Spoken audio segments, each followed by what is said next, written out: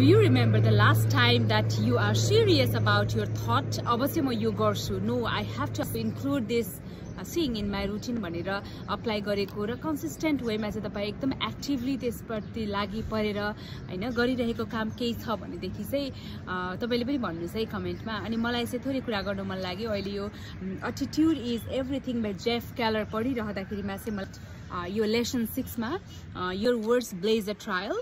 यहाँ चाहिँ the first question is when was the last time you seriously thought about words you use each and every day भन्दा चाहिँ मलाई आफूलाई एकचोटि रिफ्लेक्ट गर्न मन लाग्यो. रिफ्लेक्ट गर्दाखेरिमा चाहिँ मैले आफूलाई के भेटेँ भने only the reading habit is the best habit that I have been including in my daily routine भन्ने लाग्यो. तर मैले यो गरिरहँदा फेरि अरू चाहिँ नराम्रो काम गर्छु भनेको चाहिँ होइन. फेरि एज युजुअल एक्टिभिटिजमा चाहिँ मैले इन्क्लुड गरेको र बेस्ट र कन्सिस्टेन्ट वेमा गरेको काम भनेको चाहिँ रिडिङ ह्याबिट रहेछ. मैले जस्तै हजुरले पनि आफ्नो रुटिनमा चाहिँ थोरै केही कुरा इन्क्लुड गर्नुभएको छ अथवा यो ह्याबिट चाहिँ मैले अब यो ह्याबिटलाई चाहिँ मैले इन्क्लुड गरेको छु है मेरो कमन ह्याबिटमा अथवा रेगुलर बेसिसमा जाने ह्याबिटमा चाहिँ मेरो यो चेन्ज छ भन्ने केही छ भने हजुरले पनि कमेन्ट गर्नुहोस् है त.